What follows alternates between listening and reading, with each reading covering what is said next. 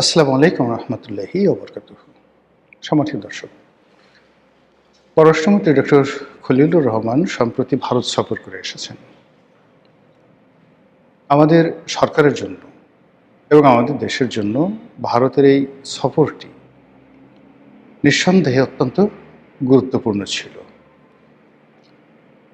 প্রথমত হলো যে আমাদের অর্থনীতির ভঙ্গুর অবস্থা, যে অর্থনীতির আমদানি বাণিজ্যের অলমোস্ট 46% ভারতের সাথে সম্পৃক্ত।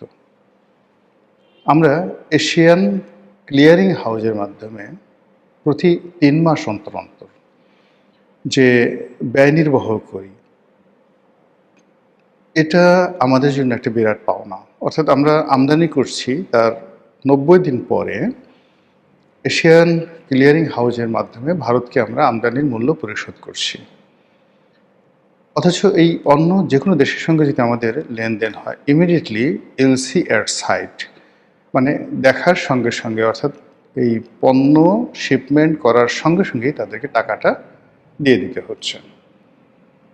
কোনো কারণে যদি দেরি হয় তাহলে সেক্ষেত্রে সংশ্লিষ্ট এলসি ওপেনিং যারা ব্যাংক আছে তাদেরকে সুদ গুনতে হয়। তো শেখ হাসিনার পতনের পরে ভারতের সঙ্গে বাংলাদেশের যে অর্থনৈতিক সম্পর্ক, আমদানি বাণিজ্য, এমনকি ভারতের সঙ্গে বাংলাদেশে যে সীমিত আকারে রপ্তানি বাণিজ্য শুরু হয়েছিল, এবং ভারতের বড় বড় বন্দর, সমুদ্র বন্দর, নদী বন্দর, স্থলবন্দর এবং বিমানবন্দর, এইগুলোকে আমরা ট্রানজিট হিসেবে ব্যবহার করে বছরে হাজার হাজার কোটি টাকা সাশ্রয় করছিলাম। তারপর আবার যে সকল কাট আপ টাইম, যেমন ধরুন আমাদের গার্মেন্টসের একটি পণ্য আমরা এক্সপোর্ট করব আমেরিকাতে, এয়ারে অথবা সিতে, তো সেক্ষেত্রে আমাদের ব্যবসায়ীরা করতো কি, আমাদের যেমন বাংলাদেশ থেকে যদি ধরুন সিঙ্গাপুরে পাঠাই, কলম্বোরে পাঠাই বা দুবাইতে পাঠাই ট্রানজিট পোর্ট হিসেবে, তো সেখান থেকে আবার আমেরিকা বা ইউরোপের যে কানেক্টিভিটি আছে সিতে, এয়ারে, তার চাইতে আমরা যদি ভারতের বন্দরগুলো ব্যবহার করি, বেশ কয়েকটি বন্দর, সেখানে দেখা গেল ব্যবসায়ীরা কানেক্টিভিটি ভালো পায়, রেট কম পায় এবং ট্রানজিট টাইমও তুলনামূলকভাবে কম হয়। এই চুক্তিগুলো শেখ হাসিনার জমানাতে হয়েছিল, যার ফলে আমাদের আমদানি বাণিজ্য এবং রপ্তানি বাণিজ্য রীতিমতো ভারতীয় বন্দরগুলো ব্যবহার করে আমরা নিদারুণ লাভবান হচ্ছিলাম, যেটা ইউনূস সরকারের আমলে বন্ধ হয়ে যায়। এই জিনিসগুলো আমাদের ফেরত পাওয়ার জন্য দরকার। দ্বিতীয়ত হলো ভারতের সঙ্গে আমাদের যে পানি চুক্তি আছে, যেটি চলমান, গঙ্গা পানি চুক্তি, গঙ্গা চুক্তি, পদ্মা নদীর হিস্যা এবং পানি বন্টন, এটা খুব দ্রুত নিষ্পত্তি করতে হবে। এর কারণ হলো যত কিউসেক পরিমাণ পানি আমরা পাচ্ছিলাম শেখ হাসিনার জমানাতে, সেটা অন্তত যদি বহাল না থাকে বর্তমান সরকারের জন্য গলার কাটা হয়ে দেখা দেবে। ভারতের সঙ্গে আমাদের যে জ্বালানি চুক্তি ছিল, যে অনুযায়ী এই সরকার মাত্র ১.৫ মাসের মাথায় তিনবার, একবার আসলো ৫,০০০ মেট্রিক টন, তারপরে বোধহয় ৯,০০০ মেট্রিক টন, আবার আসলো ৭,০০০ মেট্রিক টন ডিজেল পাইপলাইনের মাধ্যমে। এটা বাড়াতে হবে এই ক্রাইসিস মোকাবেলা করার জন্য। ভারত যদি এটা বন্ধ করে দেয় ইউনূস জমানার মতো, এবং যদি বন্ধ করে দিত, এই সময়টাতে আমরা যে তাদের কাছ থেকে যে পরিমাণ সাপোর্ট পেলাম এই গত ১.৫ মাসে, এটা যদি না হতো, বর্তমান সরকার যে ডিজেল পরিস্থিতি মোকাবেলা করছে সেটি আরও মারাত্মক আকার ধারণ করত। এর বাইরে শেখ হাসিনার বিচার, শেখ হাসিনার প্রত্যর্পণ, আওয়ামী লীগের রাজনীতি করা না করা, এই বিষয়গুলো নিয়ে যে ধোঁয়াশা সৃষ্টি হয়েছে, ভারতের যে কতগুলো দাবি দেওয়া রয়েছে, ভারতের যে কতগুলো এক্সপেকটেশন রয়েছে, সেই জায়গাগুলোতে সরকারকে টাচ করতে হবে।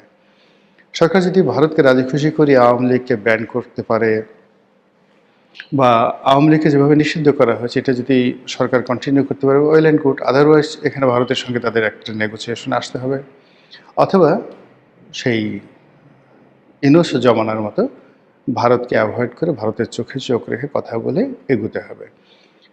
এর বাইরে বর্তমান সরকারের উপরে ভারতের নেক নজর, সমর্থন, এটা খুবই গুরুত্বপূর্ণ।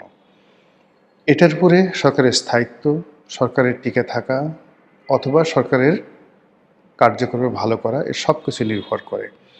এরকম অনেকগুলো বিষয় নিয়ে আলোচনার জন্য পররাষ্ট্রমন্ত্রী খলিলুর রহমান সেখানে গিয়েছিলেন। যাওয়ার সময় আমাদের একরাশ আশা ছিল, কিন্তু তিনি সেখান থেকে যেভাবে ফিরে এসেছেন, ফিরে আসার পর যেভাবে এলোমেলো কথাবার্তা বলছেন, তাতে আমরা স্পষ্টতই হতাশ।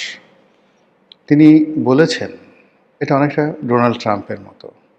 তিনি বলেছেন যে বাংলাদেশের সঙ্গে ভারতের যে সম্পর্ক, সেই সম্পর্ক যদি ভারতকে এগিয়ে নিতে হয়, তাহলে অবশ্যই গঙ্গার পানি চুক্তি দ্বারা এটা শুরু করতে হবে। তো এখানে মূল ব্যাপার হলো যে বাংলাদেশের সঙ্গে সম্পর্ক স্থাপন করতে গিয়ে আমরা ভারতকে প্রিকন্ডিশন দিচ্ছি। বোঝার চেষ্টা করুন, এটা কোনো অবস্থাতেই আলোচনার কোনো ফলপ্রসূ দিক নয়। অন্যদিকে খলিলুর রহমান সাহেব সেখানে গেলেন, কথাবার্তা বলেন। ভারতের পররাষ্ট্র মন্ত্রণালয়ের পক্ষ থেকে ওই ধরনের চমকপ্রদ কোনো কথা আমরা শুনিনি, বরং যেটি শুনছিলাম যে বন্ধুত্বের নিদর্শন স্বরূপ আমাদের যে প্রধানমন্ত্রী তিনি ভারত সফরে যাবেন, ভারত সেটা আহ্বান জানিয়েছেন। এবং বাংলাদেশের পত্রপত্রিকা বলার চেষ্টা করছিল যে তারেক রহমান সাহেবের যে প্রথম বিদেশ সফর এটা ভারতের মাধ্যমে হবে। কিন্তু পরবর্তীতে আবার দেখা গেল যে এই খবরটি ভুয়া খবর, এটি ঠিক নয়, এভাবে সরকারের পক্ষ থেকে জানানো হলো। ফলে কি হলো যে ভারত যে ভ্রমণ বা ভারতের যে পররাষ্ট্র নীতি কিংবা আমাদের যে পররাষ্ট্রমন্ত্রী ভারত সফর, এগুলোর আলটিমেটলি যে ফলপ্রসূ যে বিষয় সেটি হবে মিস্টার নরেন্দ্র মোদী তিনি বাংলাদেশে আসবেন, দ্বিপাক্ষিক বৈঠক হবে, অথবা জনাব তারেক রহমান তিনি দিল্লি যাবেন। কিন্তু এর কোনোটি হলো না এখনো পর্যন্ত। পররাষ্ট্রমন্ত্রী ভারত থেকে সফর করে এসে তিনি আবার বেইজিং সফরে যাবেন। এই মুহূর্তে বেইজিং খুব ব্যস্ত, ভীষণ রকম ব্যস্ত। বিশেষ করে ইরান এবং আমেরিকার যুদ্ধ নিয়ে তারা ব্যস্ত। তাদের দেশে ফুয়েল ক্রাইসিস এখন তুঙ্গে। যে কোনো কারণে এখন বেইজিংয়ের যে মেজাজ 99 ডিগ্রি হয়ে আছে। এর বাইরে আমেরিকা ইরানকে টার্গেট করে যে তাদের যে যুদ্ধ পরিকল্পনা, সেই যুদ্ধ পরিকল্পনা তারা স্পষ্টতই চীনকে এবার টার্গেট করেছে। এর কারণ হলো যে আমেরিকা মনে করছে ইরানের যে সফলতা, সেই সফলতার পিছনে চীনের অস্ত্র, চীনের গোয়েন্দা তৎপরতা এবং চীনের যে যাকে বলা হয় ডিজিটাল প্রযুক্তি বা ড্রোন প্রযুক্তি, এটি যে কোনোভাবে হোক ইরানের কাছে নিয়মিত সরবরাহ করা হতো।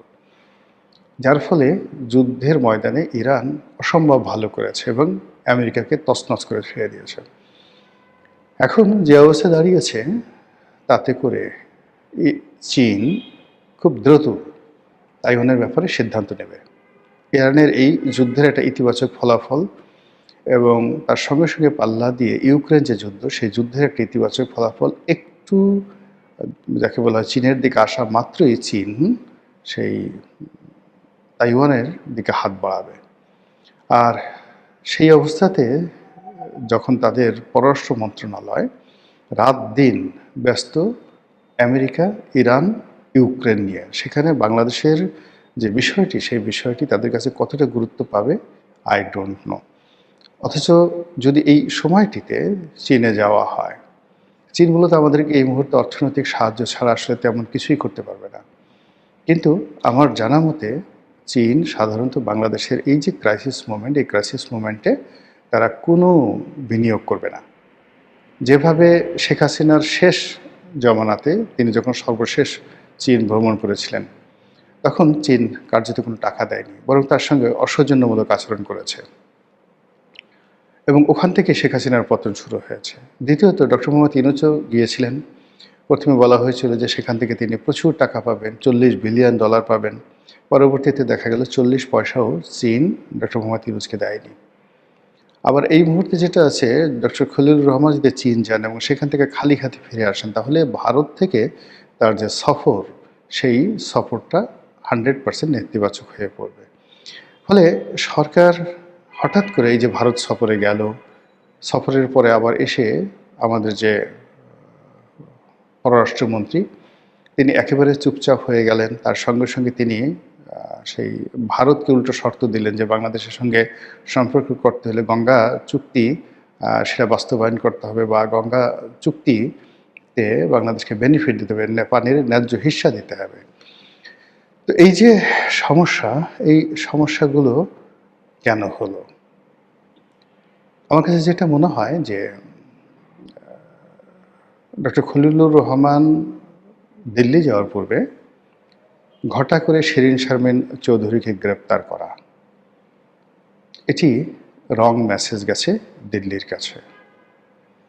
দ্বিতীয়ত ১/১১-র কুশীলব হিসেবে মাসুদউদ্দিন চৌধুরী এবং মামুন খালেদ, তাদেরকে গ্রেপ্তার করার পরে তাদের কাছ থেকে যে স্বীকারোক্তি আদায় করা হয়েছে বা তারা যে স্বীকারোক্তি দিয়েছেন, যেগুলো পত্রপত্রিকা এসেছে এবং ওপেন সিক্রেট, সেখানে যে সকল কুশীলবদের নাম এসে গেছে তারা বাংলাদেশের সবচেয়ে বড় রুই কাতলা।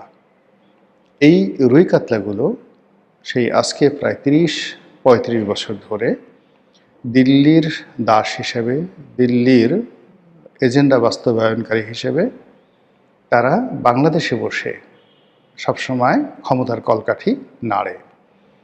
আবার একই সময় এই চক্রটি, এই সিন্ডিকেটটি আমেরিকা এবং ইউরোপ, তাদেরও প্রতিবহী হিসাবে, স্বার্থ রক্ষাকারী হিসাবে, দাবিদার হিসাবে বাংলাদেশে কাজ করে।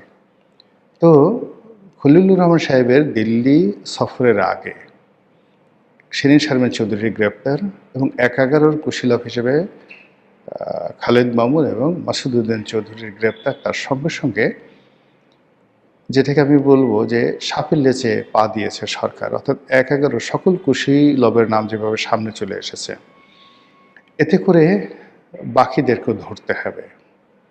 এবং বাকিদেরকে যদি ধরা না হয় তাহলে এই যে দুজনকে ধরা হয়েছে এটি সরকারের জন্য বুমেরাং হয়ে দেখা দেবে।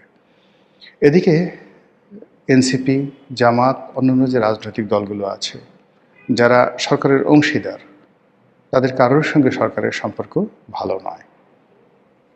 খুব দ্রুত তাদের মধ্যে অহিনকুল বা দাকুমরার সম্পর্ক শুরু হয়ে যাবে। এছাড়া আরও যে জিনিস আছে সেটি হলো সরকারের যারা শরিক রয়েছেন সরকারের মধ্যে, তাদের সবার সঙ্গে সম্পর্ক নষ্ট হয়ে গেছে। সরকারের ভিতরে যে অভ্যন্তরীণ দ্বন্দ্ব সংঘাত, অর্থাৎ দলীয় নেতাকর্মীদের মধ্যে যে দ্বন্দ্ব সংঘাত, এটিও প্রকট আকার ধারণ করেছে। যারা এমপি হয়েছে, যারা হননি, যারা মন্ত্রী হয়েছেন, যারা হননি, আবার মন্ত্রী হওয়ার পরে যারা ভালো দপ্তর পেয়েছেন অথবা যারা পাননি, দপ্তর পাওয়ার পরে আবার স্বাধীনভাবে কাজ যারা করতে পারছেন তারা, বরং যারা পারছেন না, এগুলোর মধ্যে মানে দৃশ্যমান যে সকল বিরোধ আমরা দেখতে পাচ্ছি, তাতে করে সরকারের সামনের দিনগুলো মোটেও ভালো যাবে বলে মনে হচ্ছে না। মহান আল্লাহ আমাদের সবাইকে হেদায়েত দান করুন, হেফাজত করুন। আসসালামু আলাইকুম ওয়া রাহমাতুল্লাহি ওয়া বারাকাতুহু।